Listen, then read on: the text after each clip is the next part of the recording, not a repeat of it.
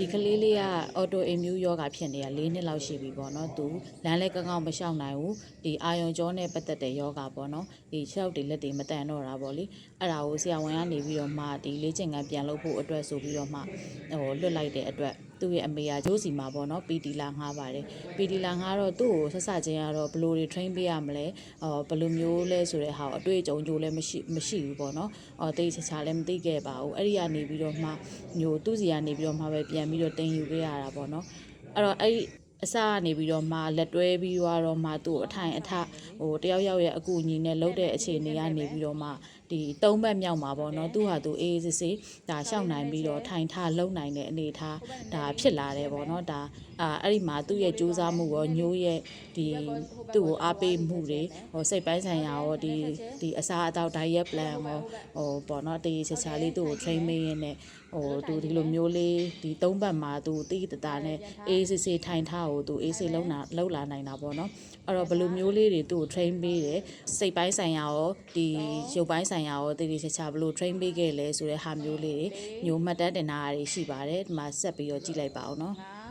ဆက်စချင်းတော့ညိုလဲ body weight exercise လေးတွေပေါ့နော်သူရဲ့ခြေထောက်ကလေးတွေတန်အောင်လက်ကလေးတွေတန်အောင်ကိုလည်းရှားရတယ် YouTube ကနေပြီးတော့မှသူ့ကိုဘယ်လို exercise လေးတွေပေးရမလဲပေါ့နော်ကိုလည်းဒီလိုမျိုးလူကိုမ train ဘူးတဲ့အတွက်အဲ့လိုမျိုးလေးတွေပဲ body weight နဲ့ပတ်သက်တဲ့ဟာတွေခြေထောက်လက်တွေနဲ့ပတ်သက်တဲ့ဟာတွေပဲပေးရပေါ့နော်အဲ့လိုလေးတွေကိုလည်းသူကတပတ်4ရက်ကိုတစ်နေ့တစ်နာရီခွဲကိုသူကပြပြဝါကိုသူကလှုပ်ချင်တာပေါ့နော်2မျိုး3မျိုးနဲ့လည်းသူမကြိမ်တတ်ဘူးသူအရန်သူ့မှာစိတ်တက်ကြွတယ်ပေါ့နော်သူ့ကိုအားပေးလောက်ကိုသူကကောင်းကောင်းလေးလုံနိုင်တယ်ပေါ့နော်ဆက်စချင်းကတော့သူ့ကိုအထိုင်အထတွေအရန်ကူပေးရတယ်သူ့အမေကလည်းဘေးကနေတောက်လျှောက်ထိုင်ပြီးတော့ကြည်နေပေးတာပေါ့နော်ကိုကလည်းတောက်လျှောက်သူ့ကိုပြတယ်ဆိုရင်ပြတဲ့တနားရီခွဲလုံးသူ့ဘေးနာနေပြီးတော့မာကယူဆိုင်ပြီးတော့တေးချာလေးပြပေးတယ်ပေါ့နော်အဲ့ဒီမှာပဲဒုတိယမြောက်နေ့မှာတင်သူကဘယ်လိုတောင်းဆိုလာလဲဆိုတော့တီချဲပေါ့နော်သူအလေးနဲ့ဆော့ကျင်တယ်ပေါ့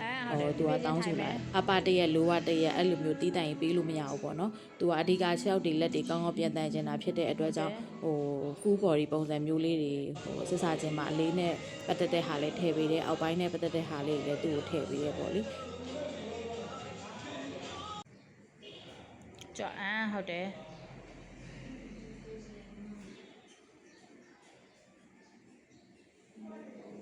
body weight နဲ့ပတ်သက်ပြီးတော့တေချာပြပေးရင်နောက်မှကောင်းကောင်းရတယ်ဒီလိုမျိုး group race exercise တွေပါဆိုလို့ရှိရင်လည်း तू ကအများကြီးသင်ပေးစရာမလိုဘူးပေါ့နော် तू ကိုယ်တိုင်လည်း तू ပြန်လဲထူထောင်ရေးမှာ तू လေ့ကျင့်နေတဲ့ဟာလေးတွေတီချဲဘယ်လိုလေးတွေလေ့ကျင့်ခဲ့ရတယ်ဆိုတဲ့ဟာလေးတွေပြောပြတယ်ပြောပြတဲ့ဟာလေးတွေကိုပဲကိုယ့်ဘက်ကနေပြီးတော့မှထပ်ပြီးပေါင်းဆက်တင်တာပေါင်းဆက်ပြီးတော့ तू ထပ်ပြီးတယ်ပေါ့နော်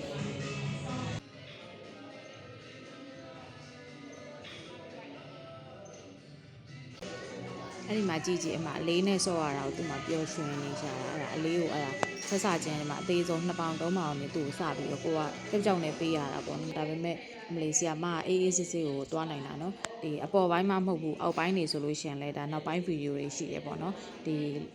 လက် extension ကန်တာတို့လက်ကားတို့အဲ့ဒီဟာတွေဆိုလို့ရှိရင်လည်းသူကောင်းကောင်းကြော်ဖြတ်နိုင်တယ်အေးစစ်စစ်ပဲပေါ့နော်ဒါသူတော်တော်လေးဒါ strong ဖြစ်တယ်လို့ပြောလို့ရတယ်သူရဲ့ခြေထောက်ကလေးတွေလက်ကလေးတွေနည်းနည်းအားနေတာကလွဲလို့ရှိရင်ကျန်တဲ့ body ဘက်ကသူ့အတွက်ကတော်တော်လေးအဆင်ပြေတယ်ဝိမဖြစ်ဘူးပေါ့နော်အဲ့လိုမျိုးဆိုတော့ဒါတော်တော်လေးသူ့ရဲ့စိတ်ကလည်းစိတ်အားထက်တန်တဲ့အခါကျတော့ကိုလည်းလှုပ်ပေးရတာလှုပ်ပေးရကြိုးနဲ့တယ်ပေါ့နော်ဒါလေးကတော့သူဆော့ပြီးသွားလို့ရှိရင်အသားတွေမနာအောင်လို့ပေါ့နော်သူ့ကိုပိုချပရိုပြန်ပြီးတော့ထိုးပေးနေတာပါသူ chest လေးတွေသူဆော့ထားတာဖြစ်တဲ့အတွက်ကြောင့်သူအသားနာနေရပေါ့နော်မလေးစိန်ခံနေချတာဆီမှာပြုံးနေရပဲကြည်ပါလားအဲ့လိုမျိုး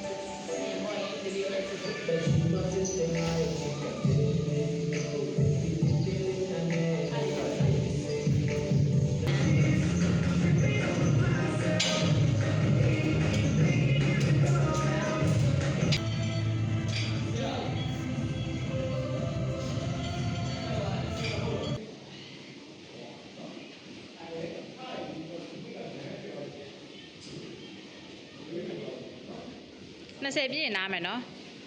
ဆိုလို့ရှိရင်လည်း तू ကထောက်ရှာတဲ့ကြည်ပါအောင်ကောင်းကောင်းကို तू လုံနိုင်တယ်ပေါ့နော်တကယ်တော်တဲ့ကလေးလေးပါဒါလေးကတော့ကလေးရဲ့အမေကသူ့ကိုစောင့်နေနေပေါ့နော်သူလည်းအသက်60ရှိပြီပေါ့လေနီးပိန်းပေါ့နော်ဒီဒူးနာရှိလို့ပါတဲ့အဲ့ဒါဆီအမကျမလည်းဆော့ကျင်ပါတယ်ဆိုပြီးတော့အဲ့ဒါနဲ့ပြောတော့အဲ့ဒီနေ့ပဲသူ့ကိုပေါ့နော်ဒီ body weight နဲ့ပတ်သက်တဲ့ exercise လေးတွေဒီအောက်ပိုင်းနည်းနည်းလေး balance ဖြစ်အောင်လုပ်နိုင်အောင်လို့ဒီ lunges လေးစပြီးတော့မှအကျဉ်းလေးပေးကြည့်တာပေါ့နော်အဲ့ဒါလည်းမစိုးဘူးလှုပ်ရှားတယ်ပေါ့နော်တော်တော်လေးတက်ကြွတဲ့သားမိလေး